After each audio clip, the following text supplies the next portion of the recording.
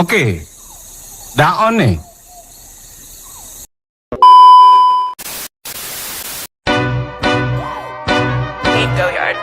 I got so much motherfucking design on right now.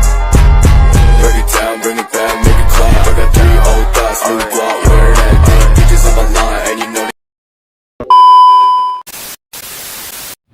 Halo semuanya, di sini saya akan menjelaskan bab 4 yaitu gejala kuantum. Apa sih gejala kuantum?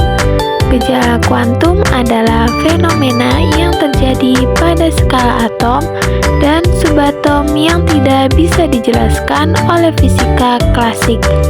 Gejala ini menjadi dasar dari mekanika kuantum, yaitu teori fisika modern yang menjelaskan perilaku partikel pada skala subatomik.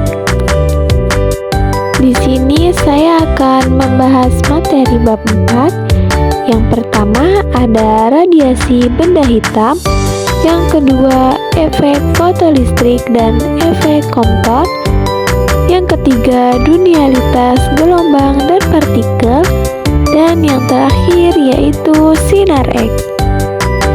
Di sini saya akan membahas materi yang pertama, yaitu radiasi benda hitam.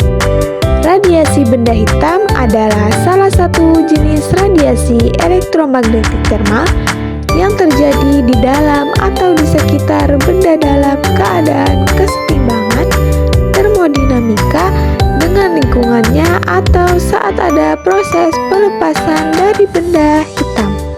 Benda hitam merupakan benda yang buram dan tidak memantulkan cahaya. Di sini saya akan menyebutkan contoh radiasi hitam dalam kehidupan sehari-hari. Yang pertama, ada oven. Yang kedua, pemanasan ruang. Yang ketiga, lampu pijar. Yang keempat, radiasi matahari. Yang kelima, teknologi inframerah. Materi yang kedua yaitu efek fotolistrik dan efek Compton.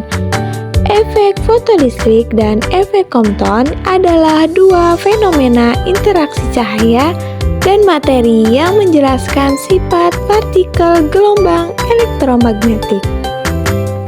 Di sini saya akan menyebutkan sifat-sifat efek fotolistrik dan efek fotokompton.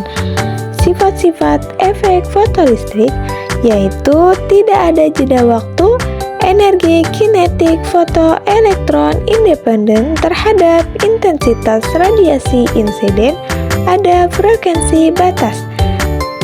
Yang kedua, sifat-sifat efek fotokompton yaitu yang pertama, membuktikan bahwa cahaya memiliki sifat partikel.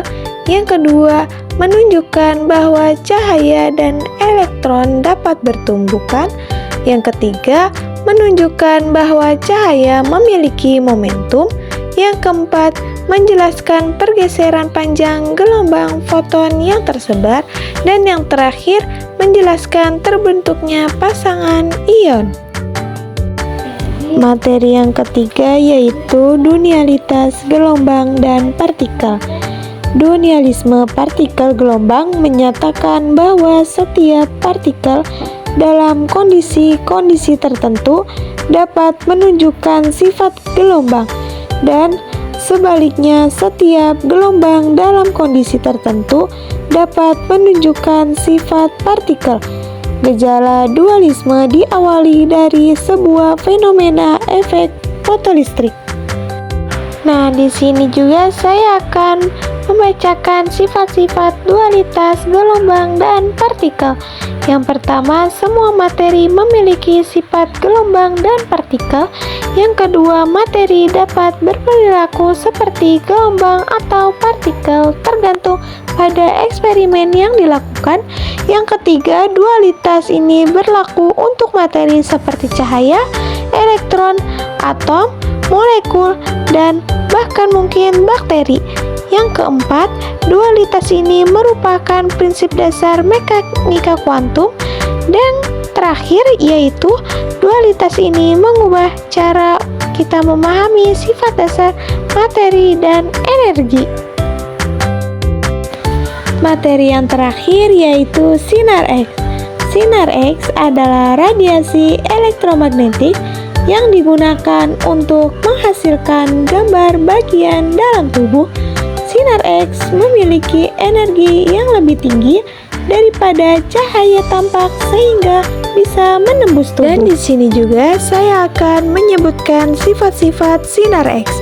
Yang pertama merupakan radiasi elektromagnetik, yang kedua memiliki panjang gelombang pendek, yang ketiga memiliki daya tembus tinggi, yang keempat tidak membawa muatan listrik, yang kelima bergerak dalam garis lurus, yang keenam dapat menembus bahan, yang ketujuh mengalami atenuasi perlemahan setelah menembus bahan, yang kedelapan menimbulkan radiasi sekunder, yang kesembilan menyebabkan emisi fotolistrik, dan yang terakhir tidak terpengaruh oleh medan elektromagnetik.